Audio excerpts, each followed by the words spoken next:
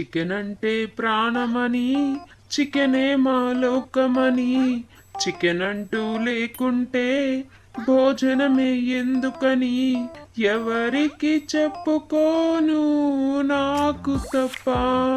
కడుపులోకి చికెను లేదు నీరు తప్ప. బిర్యానీ అన్నావు, చికెన్ కర్రీ అన్నావు, చివరికి ఆ పప్పే తగలేసావు. బుధవారం అన్నావు, భ్రమలెన్నో పెంచావు, ఆశలపై నీళ్ళే చల్లావు. పప్పంటేనే శాశ్వత నరకం అంతేనా? పప్పుతోనే సుదీర్ఘ నరకం నిజమేనా?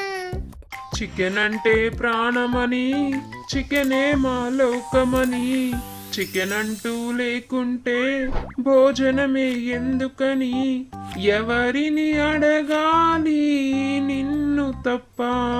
చివరికి ఏం తినాలి వెజ్జు తప్ప.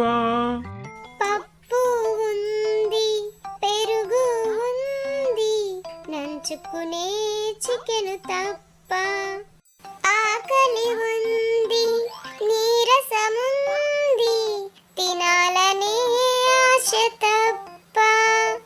నాన్ వెజ్ లోను వెజ్ ఉందని తెలిపావు, సండే కూడా వెజ్జేనని తేల్చావు. చికెన్ అంటే ప్రాణమని, చికెనే మా లోకమని, చికెన్ అంటూ లేకుంటే భోజనమే ఎందుకని ఎవరిని నమ్మాలి నన్ను తప్ప. ఎవరిని నిందించాలి నిన్ను తప్ప. ఈ కథ కనుక మీకు నచ్చినట్లయితే వెంటనే ఈ వీడియోని లైక్ చేయండి. ఇలాంటి మరిన్ని మంచి మంచి కథల కోసం మన బుజ్జి కథలు యూట్యూబ్ ఛానల్ ని సబ్స్క్రైబ్ చేసుకోండి. Thanks for watching.